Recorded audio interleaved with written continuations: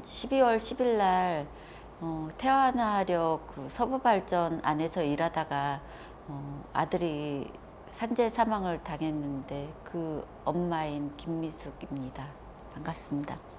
저는 그냥 어쩌다가 TV를 한 번씩 볼 때 예전에는 그냥 그 뭐 몇 주기 이럴 때 한 번씩 보여줬던 전태일이었어요. 근데 이제 애 사고 이후 많은 사람들이 전태일과 이소선 어머님을 얘기를 하시더라고요.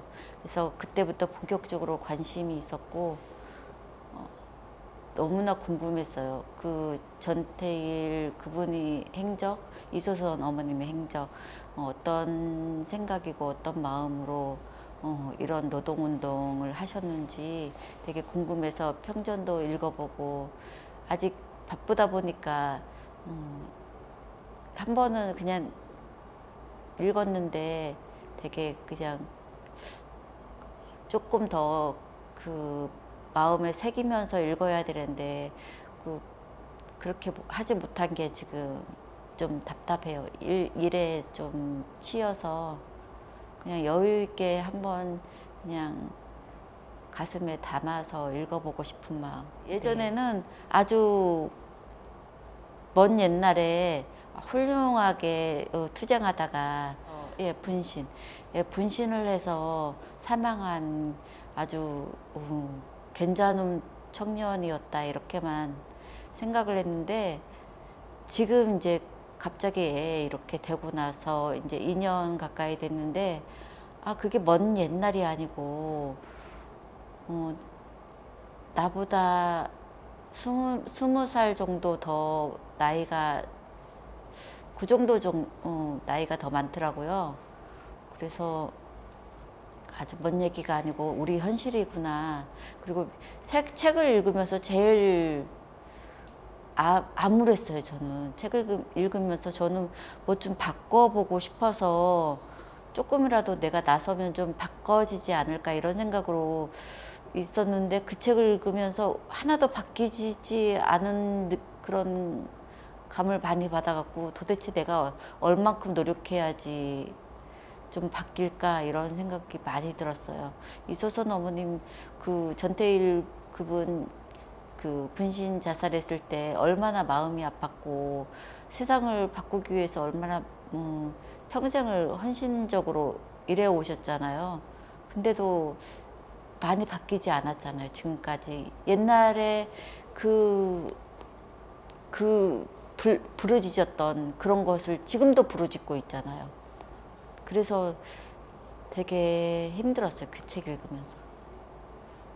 우리나라의 산재 사망 사고가 한 해에 2,400명이 죽는데요.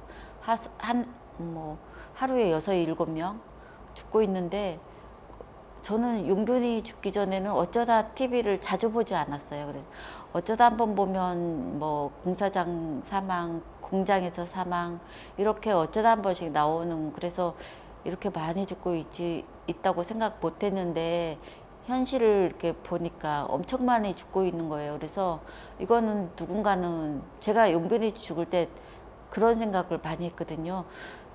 누군가 이렇게 좀 나섰더라면 법적으로 사람을 보호할 수 있는 그런 법을 만들었더라면 우리 아들 죽지 않았을 건데, 이런 생각이 되게 많이 들었어요. 그래서 산안법도 그래서 통과를 시키는데 힘을 쏟았고, 근데 그 엉망으로 또 통과가 됐기 때문에 또 계속 뭐 이 죽음이 오히려 더 지금 많아진다고 얘기를 들었어요. 그래서 중대재해기업처벌법 만들면 일단 이렇게 많은 노동자들이 안전사고잖아요. 다 안전이 미비해서. 그래서 조금만 돈 들이면, 기업에서 돈 들이면 막을 수 있는데, 기업은 원화적 나눠져 갖고 아무도 안전에 대한 신경을 안 쓰게 구조를 그렇게 만들어 놨기 때문에 용균이가 죽었다고 특조위 공고안에서 나왔어요. 그래서 중대재해기업처벌법은 이런 그 기업들이 안전을 방치했을 경우 산재 사고가 나잖아요.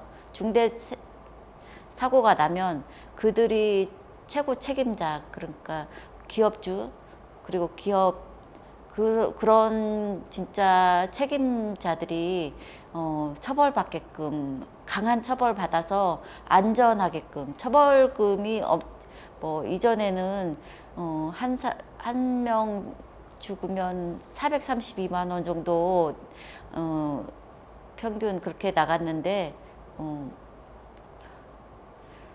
이번 이제 중대재해기업처벌법을 만들면서 저희 직접 만들었거든요. 그러면서 이제 이게 기업이 안전을 소홀히 했을 때는 큰 처벌 받고 또 실질적으로 감옥에 뭐 몇 년 이상 들어가고 이렇게 기업들이 이 처벌을 받는 게 두려워서라도 현장을 안전하게끔 만들어서 사람을 죽지 않게끔 하자는 취지예요.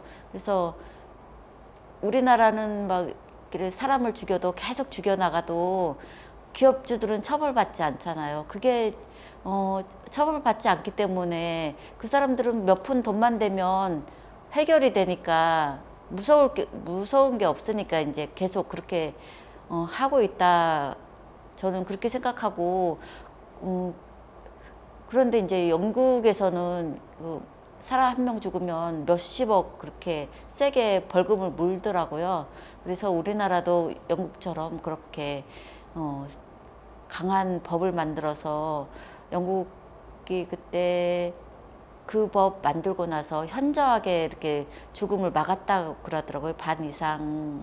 그래서 우리나라도 그 법만 제대로 된 법만 되면 정말 우리나라도 되게 그런 죽음 많이 막을 수 있을 거라고 생각해서 중대재해기업처벌법 제정에 앞장을 섰습니다.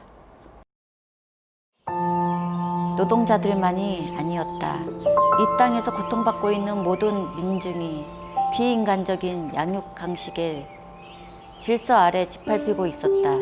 그는 노동자들을 더욱 살찌기 위한 밑거름으로 사용하는 기업주들의 모습이 이 사회의 모든 것을 보여주는 척도라고 생각하였다. 사회 전체가 인간의 둘레를 얽매이고 있는 타율적인 구석으로 느껴졌다. 그 타율적인 구석 아래서 인간들은 어쩔 수 없이 하나의 물질적 가치로 전락하고 있었다.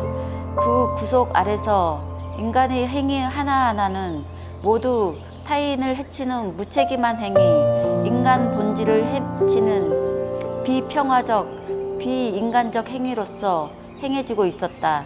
그는 생존 경쟁이라는 없어도 될 악마 때문에 인간과 인간과의 관계가 기본적으로 적대 관계에 놓이는 것을 보았다. 그리하여 오늘날의 세대는 한 인간이 인간으로서의 모든 것을 박탈당하고 박탈하고 있는 무시무시한 세대였다. 그러나 모든 인간은 서로가 떨어질 수 없는 전체의 일부다.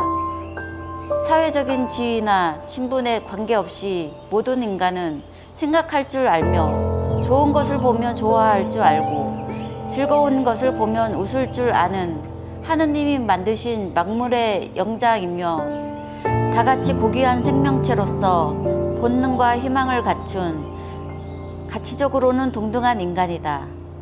인간은 또한 서로를 필요로 하는 존재들이다. 모든 인간은 서로의 동등한 인간적 권리를 존중하고 서로의 인간적 요구에 관심을 기울여야 한다. 이 부분을 정말 마음에 와닿는 게 제가 현실에서 보는 그동안 봐왔던 거하고 너무 똑같은 거예요. 이 내용이. 그때 50년 전이잖아요. 그분이 이런 글을 썼다는 것도 너무 놀라웠고 되게 크게 봤다는 거죠. 우리나라 전 산업을 봤다는 거 놀라웠고 이런 그냥 한 부분을 놓고 본 게 아니고 되게 그런 면에서 저도 그렇게 보고 있거든요. 똑같이.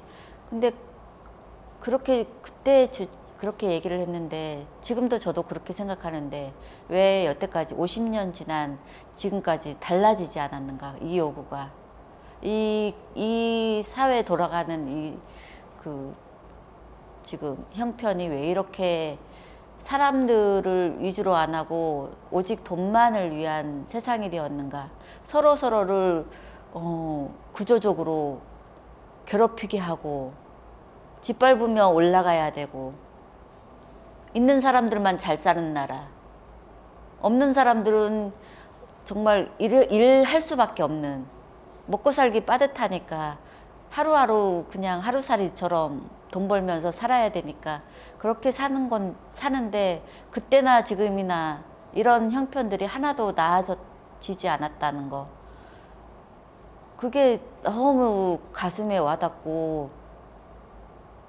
아니 이렇게 나라가 세계 11위까지 경제 강국이 됐는데 이 속에서 일하는 사람들은 왜 달라지지 않도록 나라가 돌아갔는가?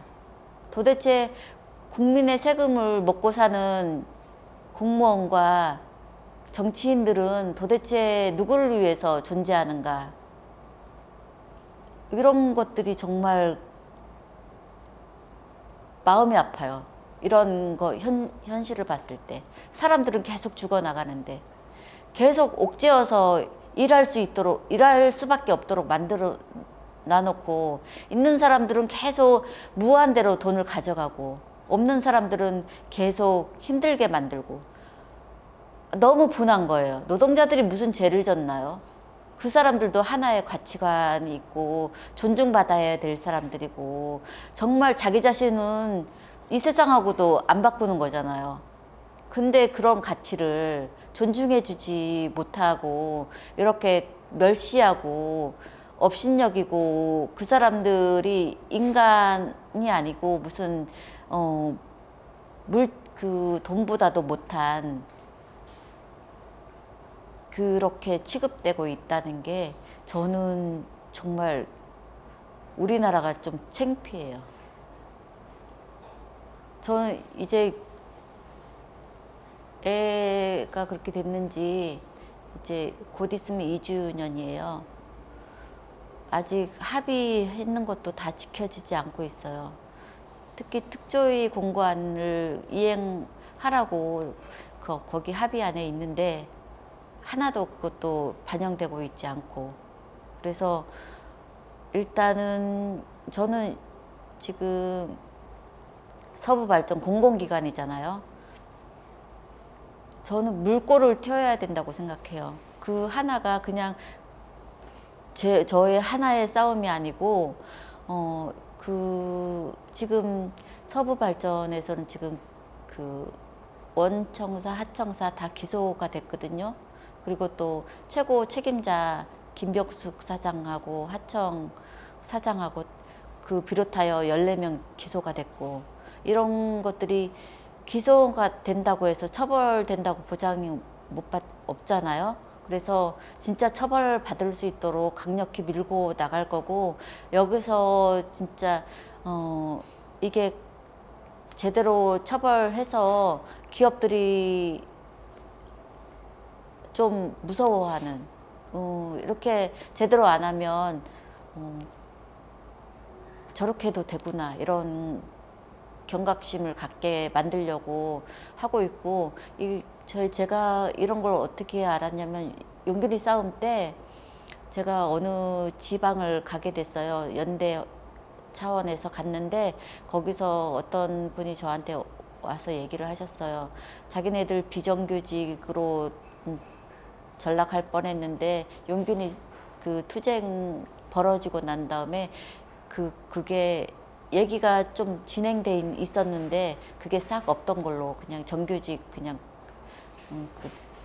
그로 됐다고 그렇게 얘기를 했을 때 용균이 그 서부발전 싸움이 그렇게 여파가 물결처럼 다 퍼지는구나 이런 생각을 들어서 저는 이 싸움이 나 혼자만의 싸움이 아니고 우리나라 전체의 싸움이 되어야 된다고 생각해요.